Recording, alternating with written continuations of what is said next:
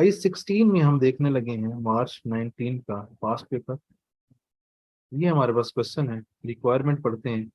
Calculate depreciation on each asset, इसका मतलब asset एक से ज्यादा है, 15 से लेकर 18 तक। ये हमारे पास टाइम लाइन, 15 से लेकर 18 तक हमने क्या करना है, डेप्रिशिएट करना है। प्रिपेयर एंट्रीज, डेप्रिशिएट करने के बाद हमने एंट्रीज पोस्ट करनी है to record revaluation in 18। Entries सिर्फ 18 में करनी है। वो कहता है डेप्रिशिएट करें 15 से लेकर 18 तक, एंट्री सिर्फ 2018 की करें।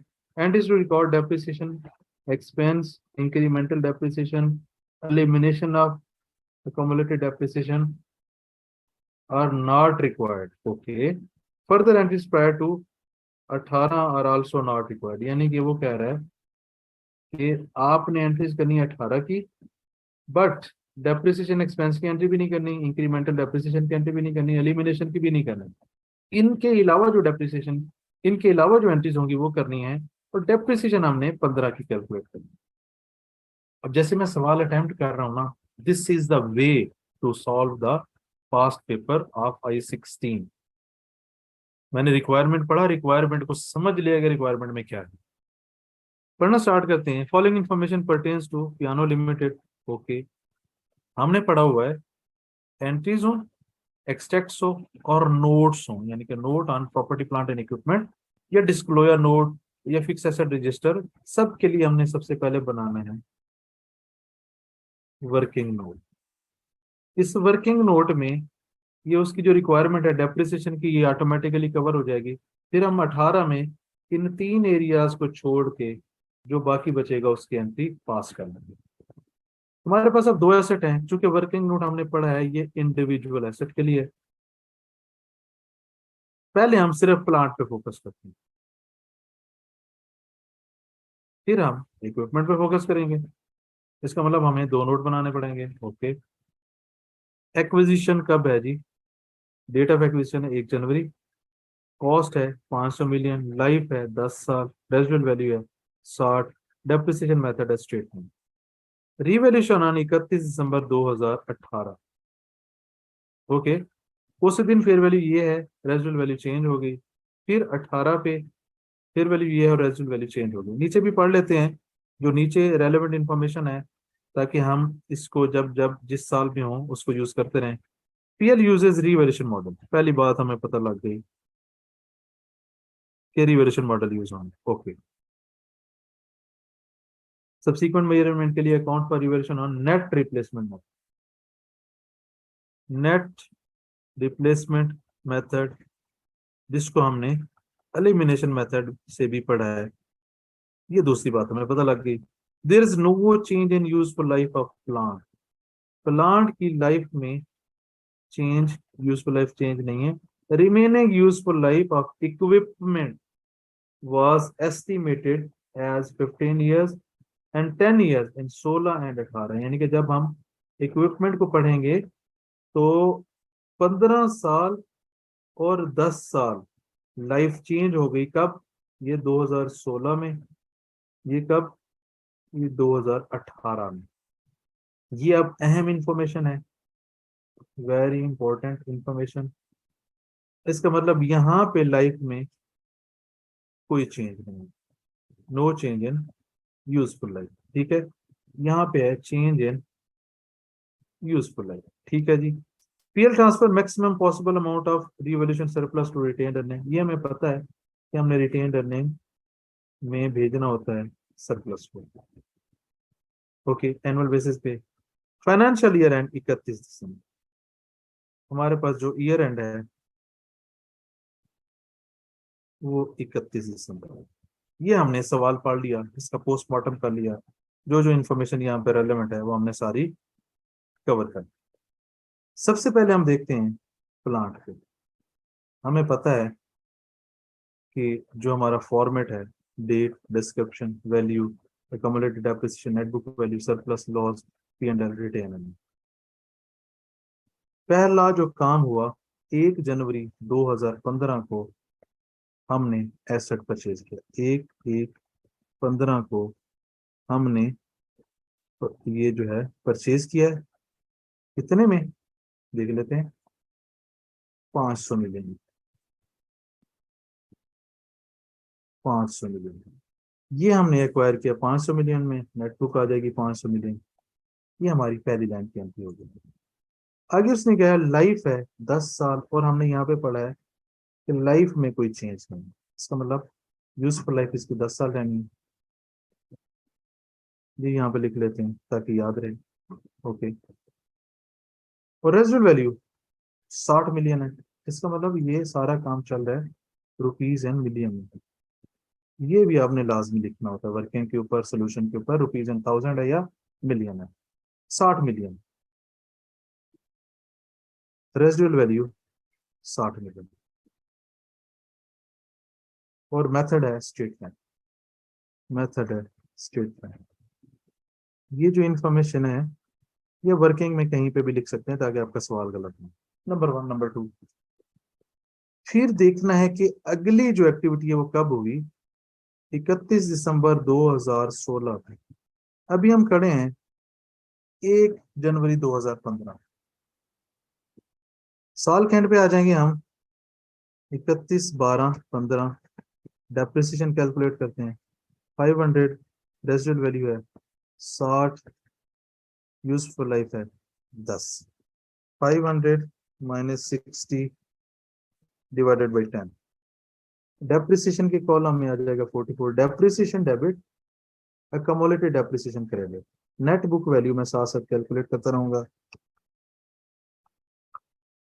वो 456, ये 44, ये 500, यहाँ पे कुछ नहीं है, और ये फॉर द ईयर है तो इसका, क्योंकि ये क्लोजिंग बैलेंसेज हैं, ये उन चीजों का आएंगे जो हमारे पास बैलेंस शीट वाले होते हैं, P&L वाली चीजें, ये हमारा क्लोजिंग बैलेंस नहीं आएगा। 31 दिसंबर 2016 के एंड पे आते हैं और डेप्रिसिएशन कैलकुलेट करते हैं। अब हमने 31/12/16 पे डेप्रिसिएशन चार्ज करना है।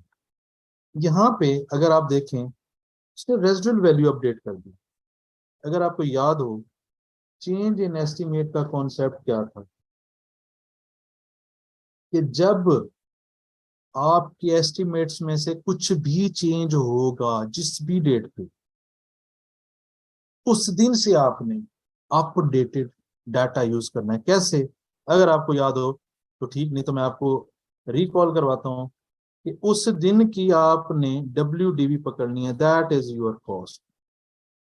उस दिन अगर कोई चीज चेंज हुई है, लाइफ नहीं चेंज हुई, 1 साल में डेप्रिशिएट कर चुका हूं, तो यहाँ पे आ जाएगा 9, और अब रेजिडुअल वैल्यू कितनी हो गई है, अब रेजिडुअल वैल्यू हो गई है 78।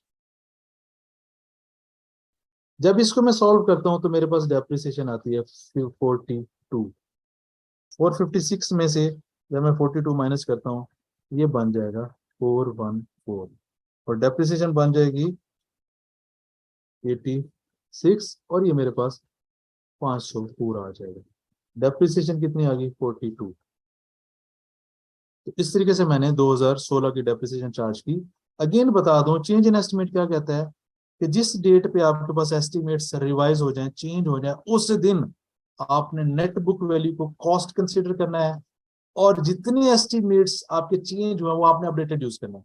जैसे यहाँ पे मैंने जो डेप्रिसिएशन कैलकुलेट करते हुए यूज करना था लाइफ और residual value, residual value change होगी वो मैंने अपडेटेड यूज कर ली, लाइफ वही है तो लाइफ को मैंने वही रहने दिया है। इस तरीके से मेरी 2016 की डेप्रिसिएशन चार्ज होगी। अब 2016 पे ही अगर मैं देखूं तो उसने फेयर वैल्यू भी दी हुई है 2016 के एंड पे, 31/12/16, फेयर वैल्यू है 526। इसको उठा के मैंने यहाँ पे लाना है, 526 में से 414 निकालूं अगर, इसका मतलब है कि मुझे 112 से एसेट को बढ़ाना पड़ेगा। अब जब एसेट को बढ़ाना पड़ेगा तो मुझे पता है मैंने एलिमिनेशन मेथड लगाना है, तो मुझे सबसे पहले डेप्रिसिएशन को एलिमिनेट करना होता है। अकमोलेटेड डेप्रिसिएशन डेबिट एसेट क्रेडिट, फिर जितने से एसेट बढ़ेगा उससे एसेट डेबिट सरप्लस क्रेडिट। अब सरप्लस आया तो देखना है लॉस है कि नहीं, लॉस कोई नहीं है, इसका मतलब लॉस को डिस्क करने की जरूरत नहीं है। तो इस तरीके से ये मेरा चार्ज हो जाएगा सरप्लस को और ये मैं जब नेट करूंगा तो ये हो जाएगा 526। तो 2016 के एंड पे मेरे पास ये आ गया रिवैल्यूएशन सरप्लस। आगे चलते हैं, आगे मैं देखता हूं। अगली कार्रवाई है 2018। इसका मतलब मैं 2017 के एंड पे अपनी डेप्रिसिएशन आराम से बना सकता हूं। मैं डेप्रिसिएशन बना लेता हूं, 31/12/17 डेप्रिसिएशन। अब मेरे पास वैल्यू है 526। रेजिडुअल वैल्यू कितनी है? 78। और लाइफ कितनी रहेगी? 8। इसको मैं कैलकुलेट करता हूँ, 526 माइनस 78/8। तो मेरे पास डेप्रिसिएशन आ गई 56।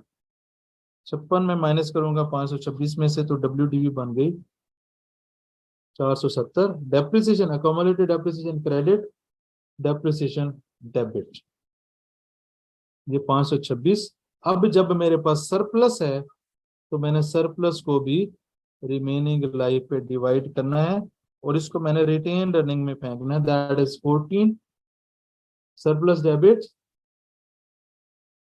Retained earning credit. 112 माइनस 14 98। इस तरीके से मैं पहुंच गया 31 दिसंबर 2017। आगे चलते हैं। आगे उसने 31 दिसंबर 2018 पे कहा कि फेयर वैल्यू तो है 310। यहाँ पे उसने अगेन रेजिडुअल वैल्यू अपडेट कर दी। उसने यहाँ पे अगेन रेजिडुअल वैल्यू अपडेट कर दी। इसका मतलब है कि 2018 पे मेरे पास एस्टिमेट फिर चेंज हो गए। अब जब मैं डेप्रिसिएशन चार्ज करूंगा, ये हो गया 470 WDV एज कॉस्ट माइनस नई रेजिडुअल वैल्यू कितनी है? 64। 64 और लाइफ बच गई 7। इसको कैलकुलेट करते हैं तो मेरे पास डेप्रिसिएशन आती है 64 divided by 7, 58। Depreciation debit, accumulated depreciation credit, ये हो जाएगा मेरे पास 114 526 58। 470 में से मैं 58 निकालूं तो ये बन जाएगा 412।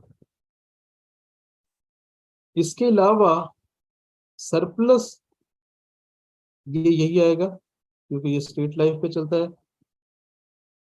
14 98 में से मैं 14 माइनस करूं तो ये आ जाएगा 84। Surplus debit retained earning credit.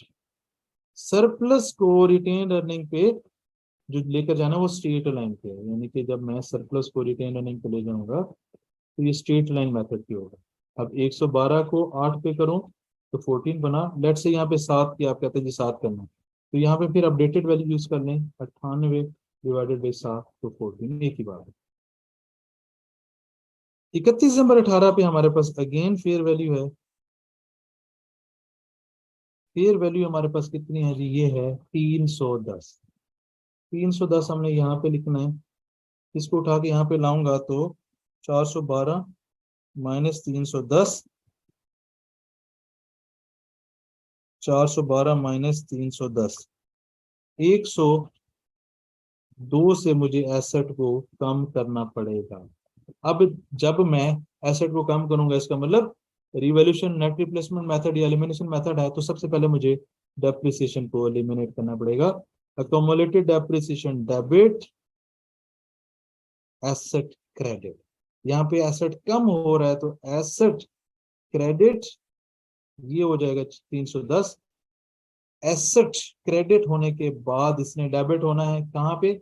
Surplus को, सॉरी लॉस को। लॉस में जाने से पहले हमें देखना पड़ेगा सरप्लस कितना पड़ा है। ये पड़ा है 84। जब 102 में से 84 निकल जाएगा तो ये बचेगा 18। तो यहाँ पे आ गया 18। इस तरीके से हमारा 2018 हो जाता है कंप्लीट। अब अगर मैं सवाल देखूं तो सवाल में उसने कहा था कि 2018 की एंट्रीज करनी है, डेप्रिसिएशन की एंट्री नहीं करनी, इंक्रीमेंटल की एंट्री नहीं करनी, एलिमिनेशन की एंट्री नहीं करनी। इसका मतलब जो बाकी, इसका मतलब जो बाकी एंट्री है वो करनी है। बाकी एंट्री क्या बचती है कि एसेट का इंक्रीज डिक्रीज 31/12/2018 पे, 31/12/2018 पे मेरा प्लांट कम हुआ कितना? प्लांट कम हुआ जी 102 का। ये 102 से क्रेडिट हुआ था। डेबिट क्या हुआ? जितना सरप्लस पड़ा था 84, और बैलेंस चला गया रीवैल्यूएशन लॉस में। बेसिकली उसने सिर्फ ये एंट्री हमसे मांगी थी जो हमने कर दी।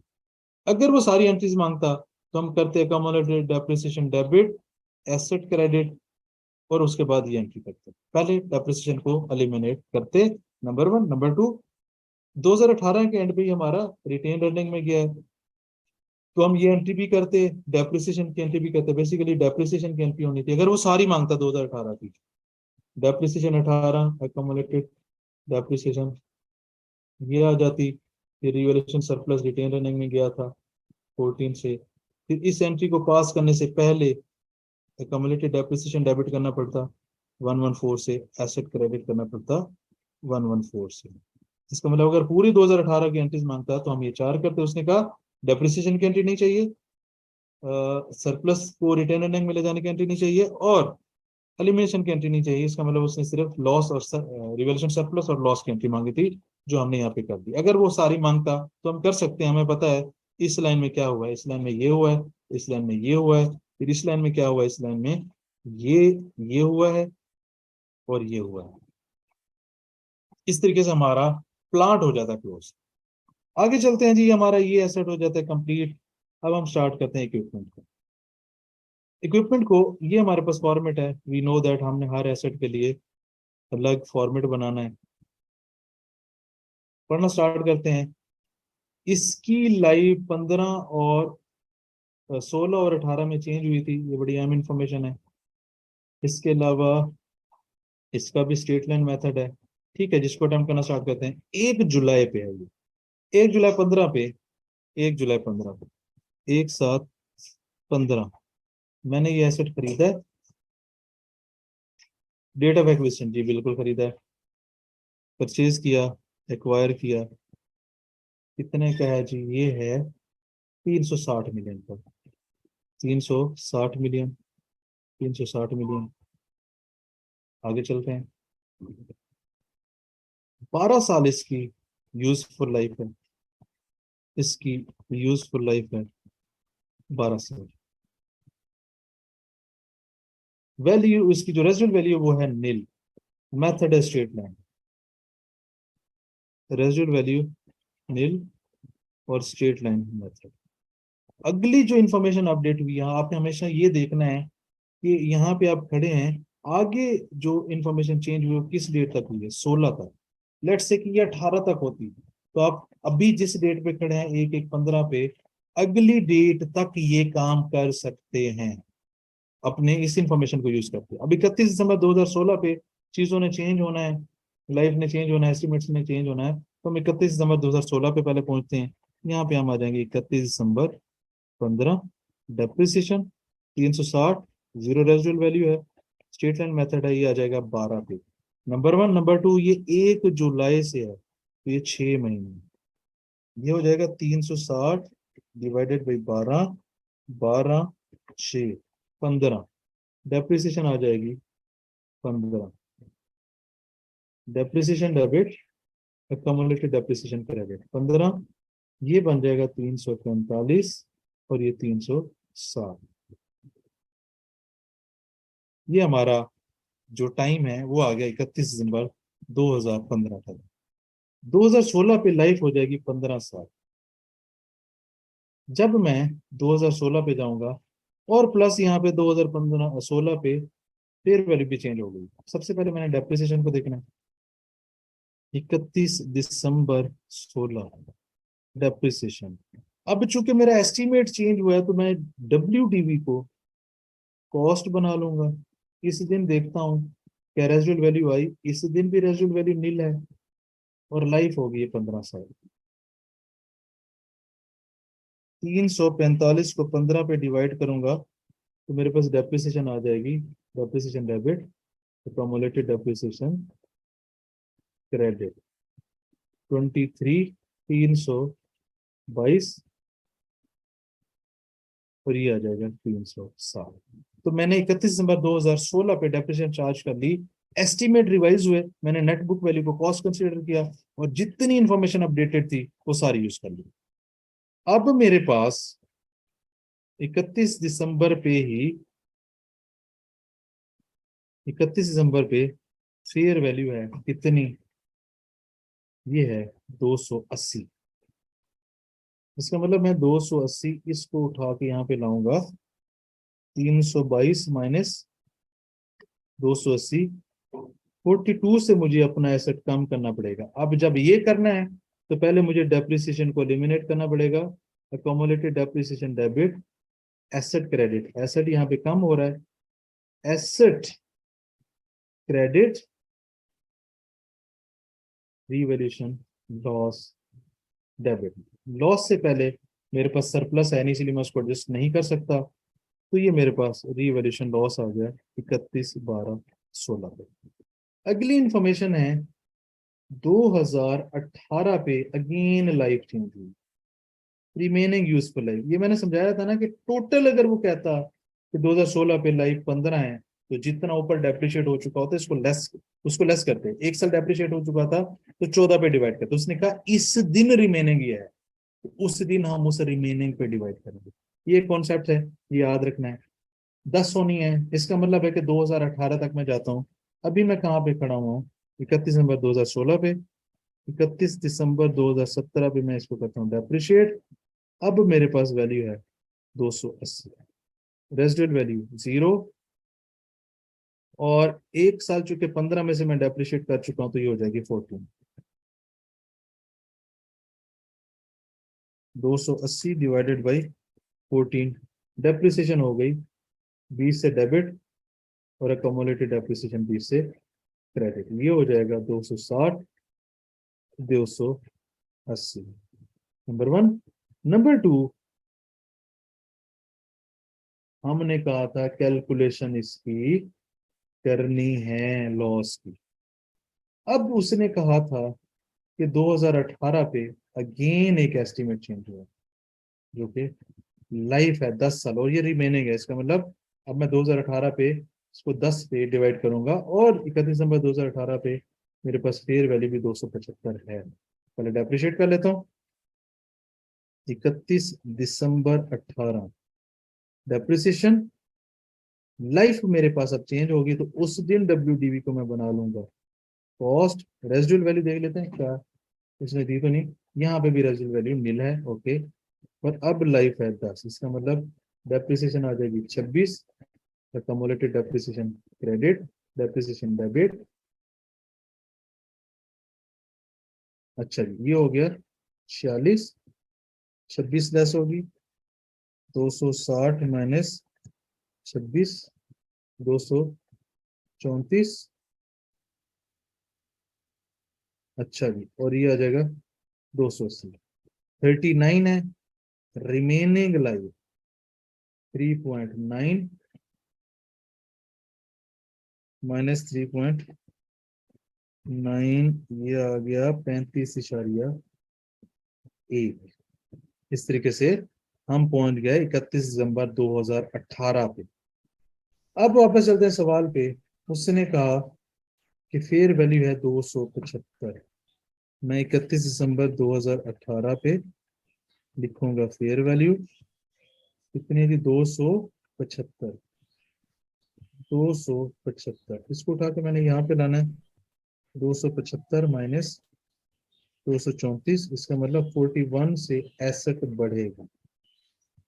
जब मैंने रिवैल्यूएशन अप्लाई करनी है, डेप्रिसिएशन को एलिमिनेट करना है, accumulated depreciation debit, asset credit, asset बढ़ रहा है, एसेट डेबिट, जितना सरप्लस पड़ा हुआ है वो एलिमिनेट होगा 41 में से, 41 माइनस 35.1, बाकी चला जाएगा सरप्लस में।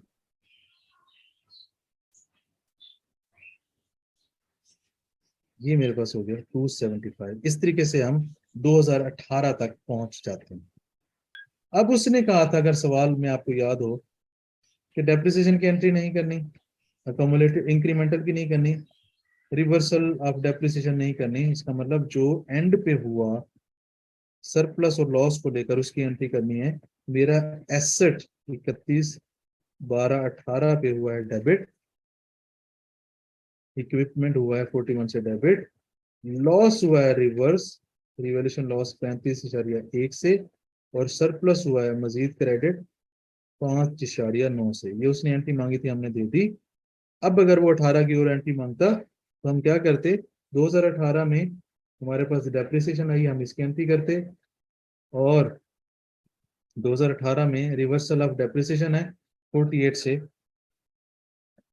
ये 48 नहीं है 46 है, 46 की एंट्री करते और हम ये एंट्री करते। तो इस तरीके से हमारा ये क्वेश्चन हो जाता है कंप्लीट। अगर वो पूरे सालों की डेप्रिसिएशन एंट्रीज मांगता, इसकी एंट्री करते, इसकी एंट्री करते, इसकी एंट्री करते, फिर जो अभी 2018 की एंट्रीज की वो सारी एंट्रीज हम कर देते हैं। तो ये हमारा सवाल कंप्लीट हो जाता है। यहाँ पे एक चीज जो समझाने वाली है मजीद, वो मैं समझा देता हूँ। वो क्या है कि सवाल ये आता है कि जब मैं 2015 पे था, मैंने इसकी डेप्रिसिएशन चार्ज की, मैं 31 दिसंबर 2015 पे आ गया, 16 पे फेयर वैल्यू चेंज हो जाती है।